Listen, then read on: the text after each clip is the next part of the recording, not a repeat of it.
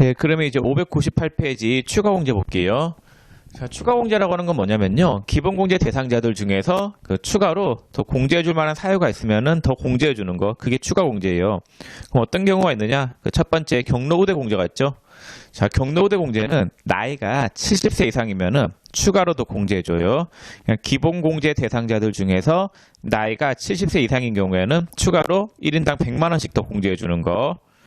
자, 이번에 장애인 공제. 근데 장애인 같은 경우에는 아무래도 그 돈이 더 많이 들어가잖아요. 예, 그래서 기본 공제 대상자 중에서 장애인이 있으면은 추가로 200만 원 더 공제해줘요. 그 다음에 그 밑에 별표 1 보면 장애인의 범위에 1번의 장애인복지법에 의한 장애인, 당연히 장애인이고 2번의 국가유공자 등 애우 및 지원에 관한 법률에 의한 상이자 및 이와 유사한 자로서 근로 능력이 없는 자. 네, 이러한 자들도 장애인이고 3번에 항시 치료를 요하는 중증 환자 3번만 좀 주의하시면 될 것 같은데 항시 치료를 요하는 중증 환자도 장애인 공제 받을 수 있어요. 그래서 뭐 그 암에 걸리신 분들 있잖아요. 그런 분들이 그 치료가 완료가 되지 않고 계속 치료를 요한다라고 하면은 장애인에 속해서 장애인 공제 받을 수 있는 거예요. 자, 그 다음에 추가 공제 세 번째, 부녀자 공제가 있는데, 자, 부녀자 공제라고 하는 거는 여성만 되는 거예요. 부녀자잖아요. 그래서 이게 옛날에 만들어진 법인데, 부녀자들 같은 경우에, 여성들 같은 경우에는 집에서 보통 남자들보다 살림을 많이 하잖아요. 그래서 밖에 나가서 돈 벌어오면은 더 힘들잖아요. 돈 벌면서 집에 살림도 해야 되니까. 그래서 그 본인이 부녀자이면서 배우자가 있으면 돼요, 무조건. 배우자만 있으면 무조건 부녀자 공제를 해줘요. 남편이 있는 경우. 남편이 있으면 일단 힘들다고 보는 거예요. 그래서 50만 원 공제해주고 공제액은 외울 필요가 없어요. 그냥 여러분들은 요건만 외우면 돼요. 자, 그 다음에 배우자가 없다. 배우자가 없으면은 예, 세대주예요. 세대주. 배우자가 없는 경우에는 세대주이면서 기본 공제 대상자가 1인 이상이어야 돼요. 자, 3번에 부녀자 공제 보세요. 그 요건에 1번에 배우자가 있는 여성. 배우자가 있으면 무조건 되고 배우자의 소득 유무는 따지지 않아요. 2번에 배우자가 없는 경우로서 기본 공제 대상자인 부양 가족이 있는 세대주. 세대주여야 되고 기본 공제 대상자가 1인 이상 있어야 돼요. 그래서 그 본인이 그 집안의 경제적인 부분을 맡아서 하는 거잖아요. 기본 공제 대상자가 있다라고 하는 거는 이런 경우에 부녀자 공제 해줘요. 자, 그다음 요건이 하나가 더 있는데 이걸 받기 위해서는 종합소득금액이 3천만 원 이하여야 돼요. 종합소득금액이 3천만 원 이하인 경우 그때 부녀자 공제가 가능하다라는 거. 소득 요건은 좀 외우는데 잘 안 외워지는 것 중에 하나이긴 하죠. 그래도 좀 외울 수 있으면 외워주세요. 시험에 나온 적이 한 번 있거든요. 자, 그 다음 한부모 공제. 한부모 공제는 혼자서 애 키우는 경우예요. 한부모 공제는 그 혼자서 애 키우는 경우. 남자도 돼요. 그래서 배우자가 없이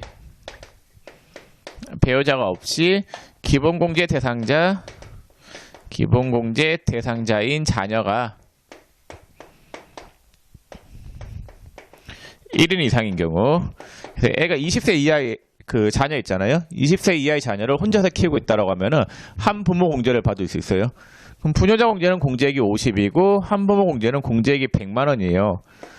근데 이 두 가지가 동시에 적용될 때는 하나만 적용을 할 수 있어요. 두 개를 동시에 적용받을 수는 없단 말이에요. 만약에 시험 문제에서 세부담 최소화를 가정한다라고 하면은 세부담 최소화를 가정한다라고 하면은 어떤 거를 선택하는 게 맞겠어요? 예, 한부모 공제를 선택하는 게 맞겠죠? 자, 됐고. 그래서 추가 공제는 크게 4가지가 있는데 70세 이상, 그 다음에 장애인, 그 다음에 부녀자. 본인이 부녀자이면서 남편만 있으면 돼요. 그 다음에 남편이 없는 경우에는 부녀자인 여성인 세대주이면서 기본 공제 대상자가 1인 이상인 경우. 한부모 공제는 혼자서 애 키우는 경우 혼자여야 돼요. 혼자여야 되고, 그 다음에 기본 공제 대상자인 자녀가 1인 이상인 경우. 자, 됐어요. 그럼 추가 공제에 대한 거 설명을 다 드렸고, 그 다음에 3번에 인적 공제 판정 시기가 있는데, 인적 공제를 받을 수 있느냐 없느냐 여부는 며칠 기준으로 판단하냐면요, 12월 31일 기준으로 판단해요. 12월 31일 현재 장애인이다. 장애인이면 장애인 공제 받을 수 있고, 그 다음에 12월 31일 현재 같이 살고 있으면 기본 공제를 받을 수 있는 거단 말이에요. 자, 근데 만약에 12월 31일 이전인 10월 1일 날에 장애가 치유됐거나 혹은 사망이 됐다. 그러면 사망된 경우에 12월 31일 현재 같이 안 살고 있기 때문에 기본공제 대상자가 안 될 수도 있는 거잖아요. 그렇다 하더라도 12월 31일 기준을 판단하지 않고 그 전일인 9월 30일 상황에 의해서 판단한다라는 거. 9월 30일 현재 장애인이었으면 장애인 공제 받을 수 있고, 9월 30일 현재 같이 생계를 했으면은 기본 공제를 받을 수 있는 거예요. 그래서 만약에 12월 31일 이전에 장애가 치유되거나 사망했다라고 하면은 그 전일의 상황에 의해서 판단한다라는 거. 그 전일 날에 장애인이었으면 되는 거고, 그 전일 날에 같이 살고 있었으면은 기본 공제나 장애인 공제 받을 수 있다라는 거. 자, 그래서 그 인적공제 판정 시기 읽어볼게요. 원칙은 가세기간 종료일인 12월 31일이고 예외적으로 첫 번째 주 끝에 사망일 전일 또는 치유일 전일 상황에 의해 판단한다. 그래서 사망일 전일인 9월 30일 이 기준으로 판단하는 거예요. 자, 그래서 여러분들한테 그 기본공제에 대한 걸 설명을 다 드렸고, 이건 시험에 무조건 나온다고 보세요. 너무나 중요한 내용이었습니다. 자, 그 다음에 이제 599페이지 연금보험료 소득공제 할게요. 자, 우리나라에서 운영되는 연금이 크게 두 가지가 있단 말이에요. 공적연금이 있고, 공적연금의 종류에는 국민연금, 그 다음에 뭐 공무원연금, 뭐 등등이 있단 말이에요. 자, 그 다음에 사적연금이 있어요. 사설기관에서 운영되는 연금들 있잖아요. 개인연금 같은 거. 금융기관에서 운영하는 연금, 사적연금이 있어요. 자, 만약에 공적연금을 불입했다라고 하면은 이거는 소득공제에서 공제를 해줘요. 사적연금 있잖아요. 개인연금. 금융기관을 통해서 가입한 연금은 얘는 세액공제에서 배울 거예요. 우리가 지금 배우는 거는 요거 소득공제 부분에 공적연금에 대한 부분이에요. 그래서 공적연금은 소득공제 해준다라는 거. 상단에 연금보험료 소득공제 있잖아요. 얘는 공적연금 불입한 금액에 대해서 소득공제 해주는 내용입니다. 크게 안 중요해요. 넘어가도 되겠습니다. 2번에 주택담보노후연금이자 비용공제 시험에 안 나와요. 무시해도 돼요. 자, 그 다음에 하단에 3번에 특별소득공제가 있죠. 그거 볼게요. 자, 특별소득공제가 있는데 요거는 두 가지가 있어요. 뭐하고 뭐가 있냐면요, 보험료하고 그 다음에 주택자금공제 두 가지가 있습니다. 자, 먼저 보험료부터 볼게요. 자, 보험료는 일단은 건강보험하고 고용보험이 있어요. 이거는 뭐 강제로 가입해야 되는 보험이죠. 여러분들 급여 받으실 때 건강보험하고 고용보험 띄고 받잖아요. 자, 그 다음에 뭐가 있느냐, 일반 보장성 보험이 있어요. 일반적인 보험을 이야기해요. 자동차 보험이나 그 다음에 뭐 실비보험 있잖아요. 그런 걸 이야기해요. 그 다음에 세 번째 장애인 전용 보장성 보험이 있어요. 장애인 전용 보장성 보험. 그래서 보험은 이렇게 크게 세 가지가 있는데, 건강보험하고 고용보험 있잖아요. 얘는 소득공제. 소득에서 전액 다 공제해줘요. 그 다음에 얘는 세액공제에서 배울 거예요. 지금 안 배워요. 자, 그래서 지금 책에 나오는 그 보험료 소득공제 있죠. 599페이지 하단에 보험료 소득공제는 얘를 이야기하는 거예요. 근데 뭐 안 중요해요. 시험에 안 나와요. 참고로 아시면 되겠고, 일반 보장성 보험하고 장애인 전용 보장성 보험 세액공제에서 배울 건데 이건 중요해요. 나중에 설명할게요. 자, 다음 페이지 600페이지 가보겠습니다. 주택자금 소득공제가 있죠. 주택과 관련된 거.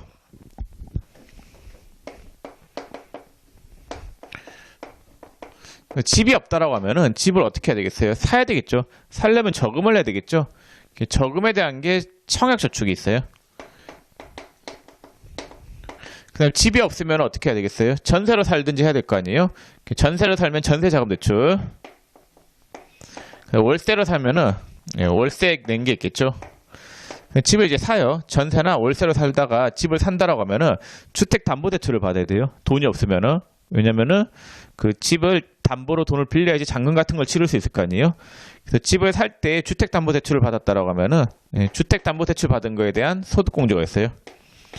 그래서 집과 관련된 건 이렇게 네 가지가 있어요. 처음에 저축을 가입하고 그 다음에 월세나 전세 살 때, 그 다음에 주택담보대출. 그래서 총 소득공제가 이 네 가지 항목이 있고, 이 월세 같은 경우에는 소득공제가 아니라 세액공제에서 배워요. 그래서 이건 나중에 배울게요. 그래서 일단 이 세 가지. 청약저축, 전세자금대출, 주택담보대출. 이 내용을 살펴보겠습니다. 칠판을 좀 지우고 볼게요. 자, 여기 600페이지 처음에 나오는 게 거기 하단에 표 보세요. 표에 첫 번째 주택, 청약, 저축 공제가 있죠. 주택, 청약, 저축.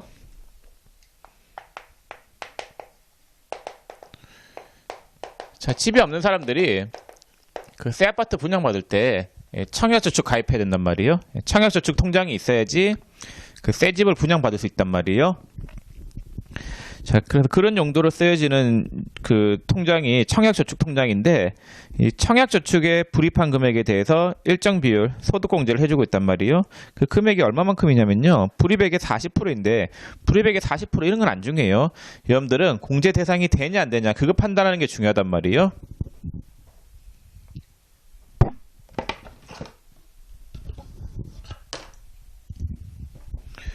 자, 그럼 요건이 어떻게 되느냐? 요건은 무주택 세대주여야 돼요. 집이 없는 세대주가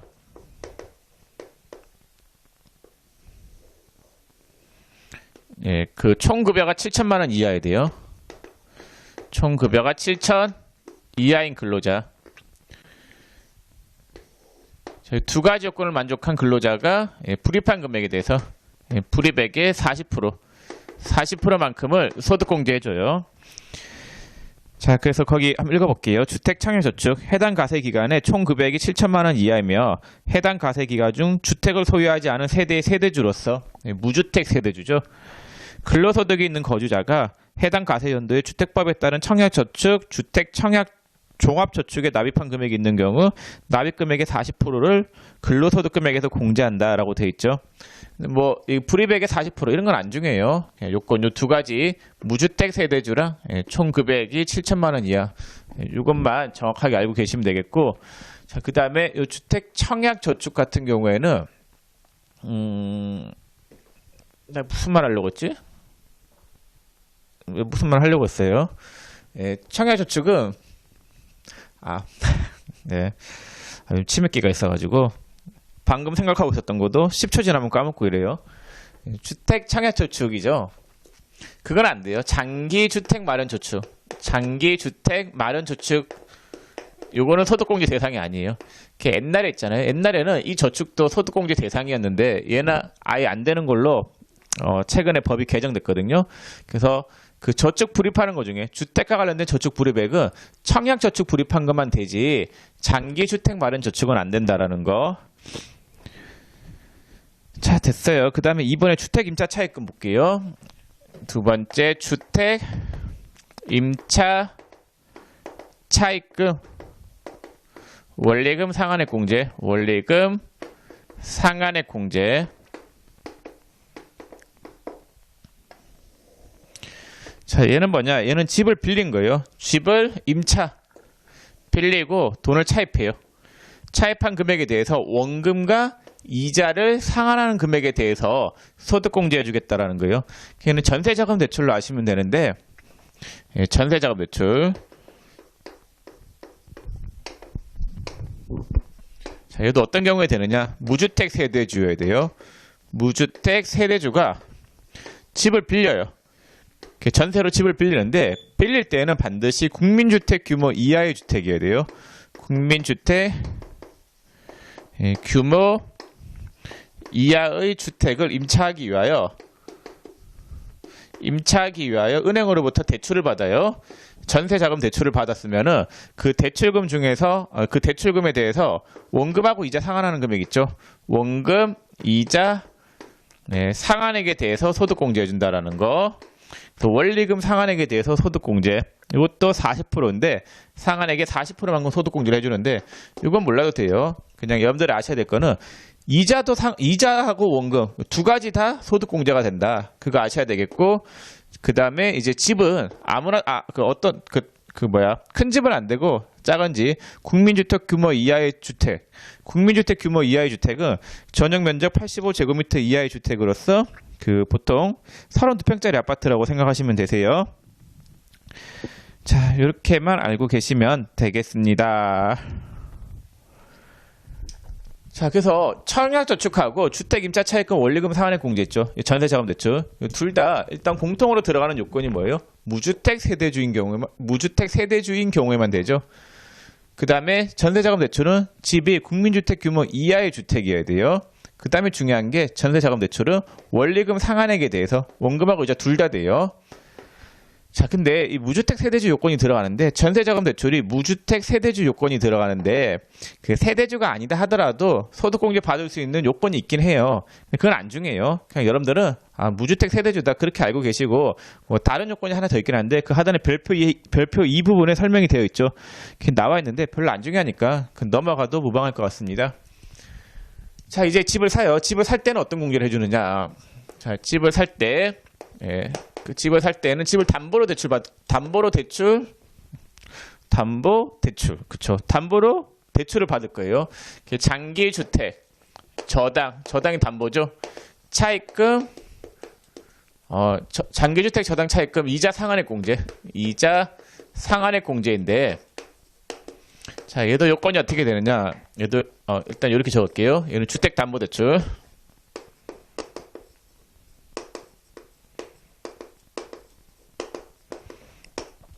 자, 얘도 일단 요건이 무주택 세대주로서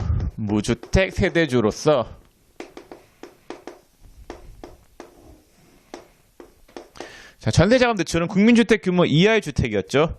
자, 근데 장기주택 저당 차입금은 거기 한번 읽어볼게요. 무주택 세대 또는 1주택을 보유한 세대의 세대주로서 근로소득이 있는 거주자가 취득 당시 주택의 기준 시가가 4억 원 이하인 주택을 취득하기 위하여, 근데 요거는 국민주택 규모 이하의 주택이 아니라 기준 시가로 따져요. 주택의 기준 시가가 4억 원 이하인 겨. 강남의 아파트는 국민주택 규모라고 하더라도 집값이 10억씩 이렇게 하잖아요. 그런 집 사는데 굳이 지원을 해줄 필요는 없단 말이에요. 그래서 기준시가 4억 원 이하, 보통 서민들이 사는 아파트 있죠. 그 기준이 보통 4억 원 이하라고 보는 거예요. 그 집을 취득하기 위하여 은행으로부터 이 집을 담보로 담보대출을 받아요.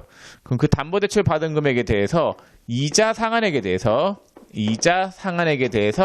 소득공제를 해준다. 네, 이건 이자 상한액 전액 다 해주거든요. 자, 근데 요거 차이, 전세자금 대출하고 주택담보대출의 차이를 보세요. 차이가 얘는 원금하고 이자 상환하는 금액 전액 다 공제를 해주지만은 전세자금 대출, 주택담보대출은 뭐만 해준다라고요? 이자를 상환하는 금액만 소득공제를 해준다라는 거. 자, 그러면은 여러분들 이 세 가지 주택과 관련된 요건 있잖아요. 주택과 관련된 요건들이 다 보면은 뭐가 들어가요? 무주택 세대주가 일단 공통된 요건으로 들어가죠. 자, 근데 이거 장기주택 저당 차입금 이자 상한액 공제도 세대주가 아니라 하더라도 세대원이 받을 수 있는 경우가 있는데 그것까지 외울 필요는 없어요. 별로 안 중요해요. 그 다음에 거기 책에 보면은 헷갈리는 게 무주택 세대 또는 1주택을 보유한 세대의 세대주죠. 그건 의미 없어요. 여러분들 1주택을 보유하는 거는 일시적인 걸 이야기해요. 그러니까 2017년도에 집을 살 때 그 일시적으로 내가 한 채가 있는 상태에서 다른 한 채를 샀을 수 있잖아요. 근데 기존에 있는 집을 팔려고 내놨는데 안 팔리는 거예요. 그런 경우 있잖아요. 그래서 12월 31일까지는 그 집이 반드시 팔려야 돼요. 일시적으로 1주택이 더 있을 때를 이야기하는 거고 12월 말 현재에는 무조건 무주택이어야 돼요. 자, 됐어요. 그래서 여러분들이 아는 거는 이렇게 알면 되겠고, 하나를 더 이야기해야 돼요. 이걸 이야기 안 했네. 자, 그 다음에 차입금의 상한기간이 보통 10년 이상이어야 돼요. 10년 이상짜리인 경우 10년 미만은 안 돼요. 이 무슨 말이냐면요. 자, 여러분들 집이 없어요. 무주택이어야 돼요. 무주택인 자가 그런 생각이 드는데 이 주택담보대출이라고 해서 어떻게 무주택이 나올 수 있느냐? 집이 있는 거 아니냐? 그러니까 집을 사기 전에 무주택이었던 자가 예, 그 자기가 살려는 집을 담보로 대출을 받은 거예요. 자, 집을 살려는 집을 담보로 대출을 받았어요. 근데 그 대출금 상환 기간이 무조건 그리고 그 집은 어떤 집이어야 돼요? 기준 시가가 4억 원 이하인 집이어야 되고 그 집을 담보로 대출을 받았는데 그 대출금 상환 기간이 10년 이상짜리여야 돼요. 이런 경우는 어떤 경우예요? 내가 집을 사는데 너무나 힘들게 집 산 경우이죠. 너무나 힘들게 집을 사서 10년 동안 빚 갚아가는 거예요. 예, 그러면은 정부에서 그런 거 지원해줘야 돼요? 안 해줘야 돼요? 안 해줘야 돼요? 당연히 해줘야 되겠죠. 그래서 그 이자를 상환할 때, 네가 이자를 꼬박꼬박 상환하고 있다라고 하면은, 네, 그 세금 좀 깎아주겠다. 뭐 그런 내용입니다. 그래서 상환 기간이 10년 이상짜리여야 돼요. 10년이 넘지 않으면은 그 소득공제 대상이 안 되는 거예요. 자, 그래서 그런 내용이 그 빨간색으로 된 글씨 부분 있잖아요. 네, 거기에 다 나와 있어요. 자, 그럼 설명을 다 드렸는데 거기에 보면 가운데 이번에 주택 임차 차입금에 보면은 그 네 번째 줄에 보시면 네 번째 줄에 여기서 주택 임차 자금이란 다음에 차입금을 말한다 해가지고 갈로에 동그라미 2의 경우에는 총 금액이 5천만 원 이하인 사람만 해당. 그 몰라도 돼요. 그냥 제가 그 써놓은 건데 시험에서 절대로 안 나올 것 같으니까 몰라도 될 것 같습니다. 무시해도 돼요. 그래서 여러분들은 그 요건만 아시면 되는데 그 요건을 빨간색으로 된 글씨 부분 있죠. 그거 핵심적인 부분만 아시면 되세요. 그 시험에서 문제가 막 어렵게 나오는 게 아니라 청약저축은 보통 어떤 식으로 나오느냐. 요거 장기주택 마련 저축은 안 된다. 그 다음에 청약저축에서 중요한 거는 하나를 더 이야기해야 되는데 본인만 돼요. 부양가족이 불입한 건 안 돼요. 본인만 가능하다. 그 다음에 주택 임차 차입금 원리금 상환의 공제도 본인만 불입한 소득자 본인만 가능한 거예요. 부양가족이 불입한 거는 주택과 관련된 공제는 받을 수가 없는 거예요. 자, 그 다음에 주택 임차 차입금 원리금 상환의 공제는 원금하고 이자 둘 다 돼요. 그리고 집은 국민주택 규모 이하의 주택을 임차했을 때만 되는 거고. 자, 그 다음에 주택담보대출은 이자만 돼요. 원금은 안 돼요. 원금이 이렇게 큰데 이것까지 해주면 세금 하나도 안 나오겠죠. 이자만 된다. 그다음 상환기간이 몇 년 이상짜리인 거? 10년 이상짜리인 거.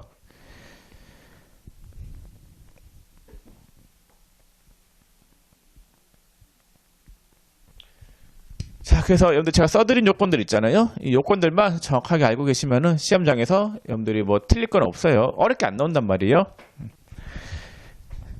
자, 이렇게 해서 주택과 관련된 거는 주택과 관련된 소득 공제는 설명을 다 드렸고, 그다음 600페이지 상단에 보면은 그 표에 뭐 공제액하고 한도가 나와 있잖아요. 몰라도 돼요. 시험에 안 나와요. 그래서 여러분들은 이 공제 요건만, 주택과 관련된 공제 요건만 정확하게 알고 계시면 되겠습니다. 자, 그 다음에 601페이지 가볼게요. 601페이지 그 밖의 소득 공제에 거기 1번에 신용카드 소득 공제가 있죠. 요거 시험에 무지 잘 나온단 말이에요. 요것도 보겠습니다. 자, 신용카드 소득 공제라고 하는 게 있는데 얘는 해주는 목적이 뭐냐면요. 사업자들 소득을 포착하기 위한 게 있어요.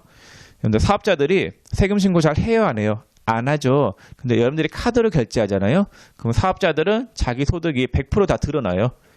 그런 목적으로 신용카드 소득 공제를 해준다라는 거. 여러분들이 신용카드를 많이 쓰면은 그만큼 그 국가에서는 사업자들이 돈 얼마 버는지 파악할 수 있을 거 아니에요? 자, 그럼 그 개요에 사용자의 범위가 있는데 그 신용카드 소득공제를 받을 수 있는 사용자는 한번 읽어볼게요. 근로소득이 있는 거주자가 신용카드 등을 사용한 경우 근로소득 금액에서 공제한다. 거주자 본인 이외의 부양가족이 사용한 신용카드도 공제 가능하다. 근데 거기 뭐가 나와 있어요? 단 형제 자매 사용분은 공제되지 않는다라고 돼 있죠. 그래서 신용카드 소득공제는 공제 대상이 자, 본인은 당연히 돼요. 그 다음 또 누가 있었어요? 배우자 돼요. 그 다음에 직계, 존비속도 당연히 되겠죠. 자, 그 다음에 우리가 기본공제 대상자들이 누가 있어요? 형제자매가 있죠. 형제자매가 안 돼요. 근데 형제자매가 쓴 신용카드는 소득공제 대상이 아니다라는 거 시험에 무지 잘 나와요. 꼭 외우세요. 자, 그 다음에 본인은 당연히 되는 거고 이 배우자하고 직계, 존비속 있잖아요. 이게 무조건 되는 건 아니고 나이하고 소득 요건을 봐요. 나이 요건은 안 보는데 무슨 요건을 보냐면요. 소득 요건을 본다. 그래서 소득이 많다. 소득 요건이라고 하는 거는 앞에서 우리가 배웠죠. 소득 금액이 100만 원 넘어가는 걸 이야기해요. 그래서 소득 금액이 100만 원이 넘어가면은 공제를 받을 수 없다라는 거. 그래서 연령 요건은 적용이 안 되나? 무슨 요건은 적용이 된다라고요? 소득 요건은 적용이 된다. 그럼 아들이 있어요. 아들이 나이가 25세예요. 연령 요건은 만족 못했죠. 근데 소득이 없어요. 소득은 빵이에요. 그러면 공제 받을 수 있는 거예요. 신용카드. 아들이 쓴 신용카드를 본인의 소득에서 공제 받을 수 있다 이 말이에요. 그래서 카드 명의가 누구 거냐는 중요하지 않고 아들 명의의 카드를 이야기해요. 아들 명의의 카드를 아들이 나이는 안 따지고 소득이 없다라고 하면은 공제 받을 수 있는 거예요. 자, 그 다음에 만약에 아버지가 있다. 아버지가 연세가 70세이다. 뭐 연령 요건은 충족했죠. 근데 연령 요건 안 따지죠. 소득을 봤더니 그 급여, 사업소득이 사업소득 금액이 500만 원이 있었던 거예요. 그러면은 대상이 돼요, 안 돼요? 안 되죠. 어디서 걸렸어요? 소득 요건에서 걸렸잖아요. 그때는 신용카드 공제를 받을 수 없겠습니다. 자, 그래서 사용자 범위를 받고 그 다음에 이번에 신용카드의 범위가 있죠. 자, 공제 대상이 되는 신용카드는 다음과 같아. 1번 여신전문금융법에 따른 신용카드. 거의 갈로에 외국에서 발행한 신용카드 제외라고 됐죠. 그거 외워두세요. 국내 카드만 돼요. 국외에서 발행한 카드는 대상이 안 되고 2번에 현금영수증. 현금영수증하고 신용카드는 같은 걸로 보세요. 그 혜택 보는 거나 그 다음에 세법 적용이 신용카드하고 현금영수증은 한 세트로 돌아다닌단 말이에요. 자, 그 다음에 세 번째 여신전문금융법에 따른 직불카드, 김영식 선불카드. 직불카드하고 김영식 선불카드도 되는데 직불카드는 그냥 뭐 카드 직접 지불하는 카드죠. 김영식 선불카드인데 이 카드 대금을 먼저 지불한 거예요. 근데 이 선불카드는 김영식만 되지 무김영식은 안 돼요. 무김영식은 누가 샀는지 모른단 말이에요. 그런 거는 해당이 안 되고 김영식 누가 샀는지 알 수 있는 거 그것만 된다라는 거.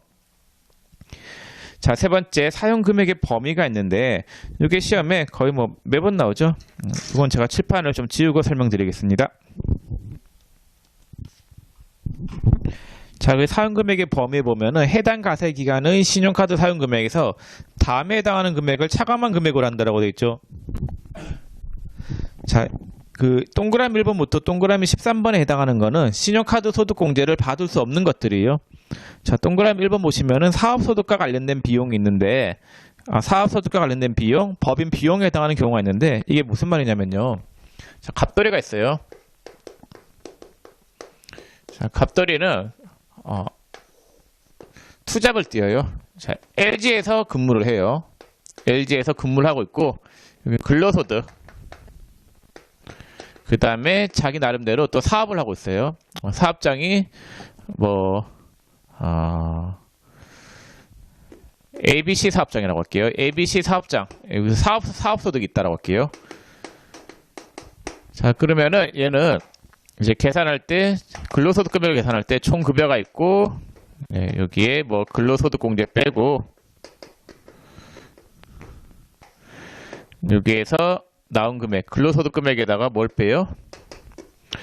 소득 공제를 빼겠죠. 이렇게 계산이 될 거예요. 자, 근데 사업소득이 있다. 사업소득이 있다라고 하면은 얘는 이제 총 수익 금액에서 뭘 빼냐면요. 필요 경비를 빼겠죠.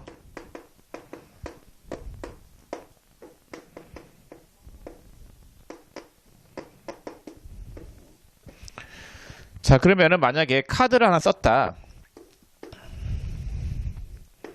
자, 신용카드를 썼는데 금액을 만약에 만 원 썼다. 자, 요거를 만약에 소득공제를 받아요. 신용카드 소득공제를 받아버리고 그 다음에 이 카드 쓴 거를 회사에 경비 처리를 해버린 거예요. 그러면은 공제가 어떻게 돼요? 이중공제가 되잖아요. 이런 걸 방지하기 위해서 만약에 신용카드 쓴 거를 근로소득에서 소득공제를 받았다라고 하면은 아니 신용카드 쓴 거를 사업소득의 필요경비로 넣었다라고 하면은 그 경우에는 근로소득에서 소득공제는 받을 수 없다라는 거. 당연한 거죠. 두 번 공제해주면 안 되잖아요. 한쪽만 공제를 받아야 되는 거예요. 그래서 사업소득과 관련된 비용, 법인 비용에 해당하는 경우에는 뭐는 못 받는다라고요? 소득공제는 받을 수 없다라는 거. 자, 2번. 물품의 판매 또는 용역의 제공을 가장하는 등 세법이 정하는 신용카드 또는 직불카드의 비정상적인 사용 행위에 해당하는 경우. 정상적이라도 해줄까 말까 했는데 비정상적이면 당연히 안 해주겠죠? 자, 세 번째, 보험료. 보험료나 뭐 건강보험료, 연금보험료, 생명보험료, 손해보험료 등을 이야기하는데 이 보험료는 신용카드 공제를 안 해줘요. 신용카드 공제를 해주는 목적은 사업자들 소득 포착인데 보험료는 이미 국가에서 얼마가 지급되고 있는지, 보험회사가 보험료 얼마 받았는지 다 알고 있단 말이에요. 금감원에 보고해야 될 상황이기 때문에. 그래서 굳이 소득공제해줄 필요가 없어요. 신용카드를 보험료를 신용카드로 결제했다 하더라도 소득공제 못 받아요. 신용카드 공제는. 자, 그 다음에 공교육비 있죠. 뭐 학교나 유치원, 그 다음에 어린이집 이런 데는 신용카드 공제 못 받아요. 당연한 거죠. 여러분들 그 초등학교, 중학교, 고등학교 거기서 얼마 버는지 알아서 뭐 하겠어요. 자, 근데 여러분들 학원비 있죠. 학원비는 가능해요. 학원비는 신용카드 공제 가능하다라는 거. 자, 그다음 5번. 국세, 지방세 및 공과금 및 아파트 관리비, 텔레비전 시청료 및 도로 통행료가 있는데 국세나 지방세 이걸 카드 결제했다라고 해서 신용카드 공제 해주면은 좀 웃기지 않아요? 국가의 소득 알아서, 국가가 세금 얼마 거두는지 알아서 뭐예요? 그냥 공과금도 마찬가지. 아파트 관리비나 뭐 텔레비전 시청료 다 이런 것들은 그 사업자들의 소득을 국가가 알 필요 없는 것들이에요. 그 다음에 6번에 리스료가 있는데 뭐 리스료도 그 금융 용역인데 국가에서 알 필요가 없는 부분이기 때문에 소득공제 안 해주는 거고, 그리고 리스료는 그게 자동차 리스를 많이 하죠. 그래서 7번에 그 취득세 또는 등록면허세가 부과되는 재산의 구입비용 안 된다라고 되어 있는데 주택이나 자동차 이런 거는 국가에서 다 알아요. 취등록세가 부과되는 자산은 국가에서 누가 샀으면 누구한테 누가 샀는지 그걸 다 알고 있기 때문에 굳이 신용카드 공제 안 해줘도 돼요. 그래서 주택이나 자동차는 신용카드 공제를 안 해주는데 그 자동차 중에서 올해 바뀐 게 중고차는 해줘요. 중고차는 구입금액의 10%까지 공제가 가능해요. 왜냐면은 중고차 매매상들이 그 자기의 그 소득을 많이 누락을 하기 때문에 얼마에 팔았는지 그 잘 신고를 안 하죠. 그래서 그런 걸 방지하기 위해서 중고차는 신용카드 소득 공제 받을 수 있는 거예요. 자, 8번에 상품권 등 유가증권 구입비가 있는데 상품권은 물건 산 게 아니죠. 여러분들이 재무회계할 때도 분계가 상품권 샀을 때는 뭘로 잡아둬요? 선수금이다라고 잡아뒀다가 실제로 상품권이 들어왔을 때 선수금 떨면서 매출 잡잖아요. 그래서 상품권 같은 경우에는 신용카드 소득공제를 받을 수가 없습니다. 얘는 상품권을 물건으로 바꿀 때 그때 현금 영수증 해달라고 하면 돼요. 자, 9번. 외국에서 신용카드 등을 사용한 금액. 국내 거도 해줄까 말까 했는데 해외 거 당연히 안 해주겠죠. 10번. 국가 및 지자체에서 지급하는 수수료. 국가니까 안 해주는 거고. 국가가 얼마 버는지 알 필요가 없잖아요. 11번. 금융용역 관련 수수료. 금융수수료 같은 경우에는 해줄 필요가 없어요. 물건 구입하는 건 해주는데 이 금융과 관련된 부분은 국가에서 굳이 뭐 파악 안 해도 거의 다 알고 있는 내용이기 때문에 안 해줘요. 12번 월세 세액 공제를 적용받은 월세액이 있는데 뭐 이건 됐고 크게 안 중요하고 13번도 크게 안 중요해요. 자, 11번까지 다 외워두셔야 되는데 그 시험에서 잘 나오는 게 동그라미 1번, 동그라미 3번, 동그라미 4번, 동그라미 5번, 동그라미 7번, 동그라미 8번, 동그라미 9번이 잘 나온단 말이에요. 제가 말씀드린 부분은 정확하게 외워두시고 나머지는 여러분들 시간이 되시면은 꼼꼼하게 보시면 될 것 같습니다. 자, 이렇게 해서 신용카드 소득공제까지 설명을 다 드렸고 그 다음 602페이지에 보면은 신용카드 소득공제액이 나와 있는데 이거 여러분들 딱 봐도 외울 수 있을 것 같아요? 없을 것 같아요? 없어요. 보면 막 토할 것 같죠? 안 봐도 돼요. 몰라도 되겠고 굳이 여러분들이 외운다라고 하면은 그것만 알면 돼요. 거기 공제 대상에게 기억 보세요. 전통시장, 대중교통, 직불카드 사용분 있죠. 그럼 공제율이 30%죠. 네, 공제율 30%인데 니은에 봤더니 그 일반적인 신용카드 있죠. 일반 신용카드는 공제율이 몇 프로예요? 15%가 되잖아요. 그래서 그 전통시장이나 대중교통, 그냥 직불카드로 쓴 신용카드는 공제율이 더 높다. 그것만 아시면 돼요. 그래서 일반 신용카드는 공제율이 더 낮고 전통시장이나 대중교통, 그 다음에 직불카드, 그와 같은 카드들이 카드를 사용하면은 소득공제율을 더 높게 해준다. 그래서 여러분들 나중에 입력할 때 있잖아요. 소득공제 대상이 되는 거 입력을 해야 되는데 그 입력을 할 때 칸이 나눠져 있어요. 전통시장, 대중교통, 직불카드, 현금영수증, 신용카드 그런 게 나눠져 있으니까 그 나눠서 입력만 잘하면 되세요. 자, 그 다음 602페이지 하단에 백발백중 팁이 있는데 이건 중요해요. 나중에 제가 설명하겠습니다. 자, 603페이지 그 밖에 조세특례제한법상 소득공제가 있는데 하나도 안 중요해요. 시험에 안 나와요. 그래서 넘어가셔도 무방할 것 같습니다. 자, 이렇게 해서 소득공제는 다 설명을 드렸고 그 다음 604페이지 세액공제를 설명해야 되는데 세액공제는 잠깐만 쉬었다 할게요.